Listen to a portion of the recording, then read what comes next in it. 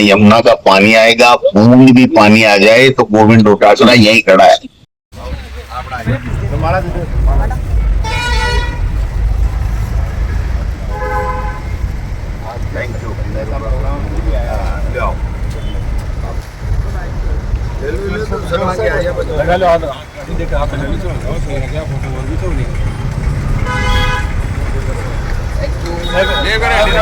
निवेदन करना चाहता हूँ कि ये सरकार 1.5 साल से फेल है, काम कुछ कर नहीं रही है। पंचायती राज और नगर निकाय के चुनाव ये करवा नहीं पा रहे हैं।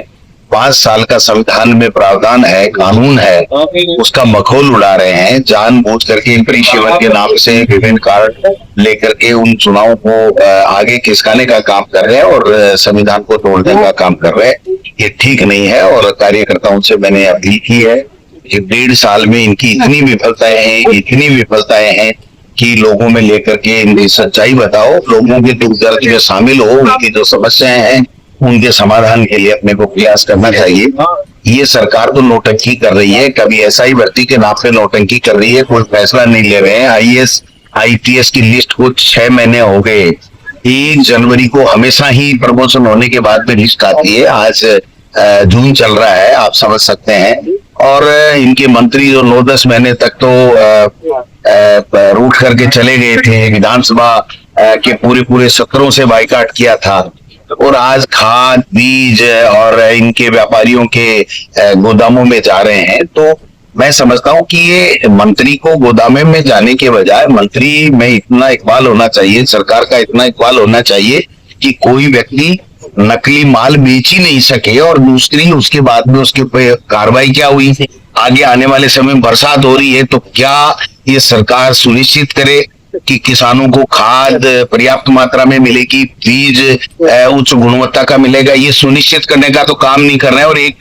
भय फैला रहे हैं कि साहब इस तरीके से मंत्री जो है वो आकस्मिक वो करके और नकली जो खाद और बीज का उजागर कर रहे हैं, गिरोह का उजागर कर रहे हैं। मान लिया वो हैं तो आप उनपे कार्रवाई करो, लेकिन आप अच्छा क्वालिटी का बीज और जो है वो खाद, ओरिजिनल खाद उपलब्ध कराने की आपकी क्या रणनीति है, क्या सरकार की कार्य योजना है, उसके ऊपर भी सरकार को बताना चाहिए।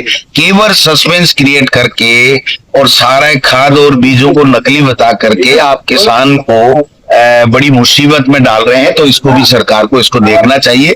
अगर कोई नकली है, कोई फर्जी बना रहा है कोई, तो उसको पकड़ो और उसको जेल के सलाखे में दो, लेकिन उसके साथ साथ सही गुणवत्तापूर्ण खाद और बीज उपलब्ध समय के ऊपर, बरसात के समय में उपलब्ध कराना भी सरकार की जिम्मेदारी है, जिसका निर्वहन मुझे ये सरकार करती नहीं दिखाई है। सर, राजस्थान में लगातार अपराध का ग्राफ बढ़ रहा है, उसके बारे में क्या कहना चाहोगे? अब रोजाना का काम हो गया साहब, चित्तौड़ ले लो, जोधपुर ले लो, कोटा ले लो, झुंझुनू ले लो, बीकानेर ले लो, गंगानगर ले लो।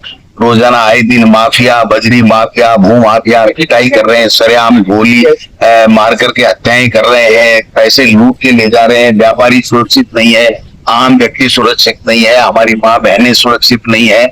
और कोई गृह मंत्री, किसके पास में है गृह मंत्रालय? गृह मंत्री के पास में। आज तक मुख्यमंत्री का एक बयान आया हो तो बता दीजिए कि लैंड ऑर्डर पे जो समीक्षा बैठकें करते हैं और उसमें सारे अधिकारियों के चेहरे लटके हुए हैं, तो मैं समझता हूँ कि ये कौन सी समीक्षा होगी जिसमें मुख्यमंत्री बोल रहा है सारे अधिकारी या तो मोबाइल देखने में व्यस्त है या आंख मीच करके नींद की मुद्रा में बैठे हैं। तो ये समीक्षा हमने तो पहली बार ही राजस्थान में 70 साल में देखी है, ऐसी कभी समीक्षा होती नहीं है। और मुख्यमंत्री जिस विभाग की समीक्षा लेता है उसका मंत्री वहां नहीं रहता है, चीफ सेक्रेटरी वहां पर नहीं रहता है, मुख्यमंत्री ब्यूरोक्रेट्स के साथ में बैठक लेता है, रोजाना दिल्ली अप डाउन कर रहे हैं। मैं समझता हूँ कि ये ठीक नहीं है। राजस्थान के साथ में पहले पर्ची में धोखा हुआ और अब जो कामकाज हो रहे हैं उसमें धोखा हो रहा है। ये इसका कांग्रेस पार्टी और कांग्रेस पार्टी के कार्यकर्ता सर, ये इंटरनल सर्वे हो रहा है सीएम के कामकाज को लेकर बीजेपी की तरफ से, ऐसी कोई आपको भी जाने? तो सर्वे तो पहले हुआ ही पड़ा था ना, पर्ची से ही तो बने थे। कौन सी पॉपुलरिटी से बने थे? पर्ची से बने थे। तो पर्ची आती है तो अगला काम कर देता है, नहीं मस्त है। अब उससे आप अपने विजन से काम करने की उम्मीद थोड़ी कर सकते। संविधान बचाओ आज गंगानगर में, हाँ आज हम गंगानगर जाएंगे। कल गंगानगर में संविधान बचाओ रैली का कार्यक्रम है और विभिन्न जिलों में उसके बाद में हमारे 10 तारीख को हमने सीकर में तय कर रखा है। 11-12 तारीख को हम लोग सांचौर और सिरोही जिलों की तरफ जाएंगे। सब जगह जा रहे हैं तो लोगों में उत्साह, लोग ये कह रहे हैं कि ये क्या हो गया, ऐसी सरकार तो हमने उम्मीद ही नहीं की थी कि जिसमें किसी को कुछ पता नहीं है कि किसको करना है, क्या करना है, क्या होना चाहिए, क्या नहीं होना चाहिए। होगा भाई का राज।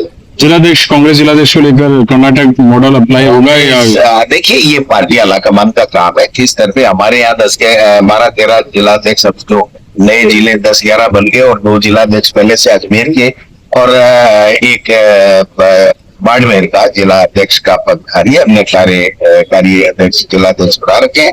अब पार्टी आलाकमान का है कि ये रिक्तियों की पूर्ति करती है या जो है नए तरीके से सब पे पुनर्गठन करती है। ये पार्टी आलाकमान का विषय है, वो चर्चा करेंगे हम लोग आगे। सर भाजपा यमुना जल का नाम लेकर कई सीटें हासिल की थी, लेकिन अब जल संरक्षण की बात कर रही है तो उन पर क्या कहना चाहिए? मैं कह रहा हूँ न तो इनसे संरक्षण होगा, न यमुना का पानी आएगा। बूंद भी पानी आ जाए तो गोविंद डोटासरा यही खड़ा है, यही पंचायत समिति नवलगढ़ के सामने इस अच्छे गेट के सामने दोबारा आकर के बात कर लूंगा। एक बूंद भी अगर भजन लाल जी के रहते हुए इस भाजपा सरकार यमुना का जल शेखावाटी के छू और सीकर को दे दे तो मुझे बता देना। इनके खुद के आंखों में पानी था, चेहरे पे नूर नहीं है, बिल्कुल उदास उदास, बुझे कब पर्ची आ जाए, कब पर्ची आ जाए, इस आशंका में डरे हुए माहौल में बैठे हैं और लोग प्रताड़ित हो रहे हैं। धन्यवाद।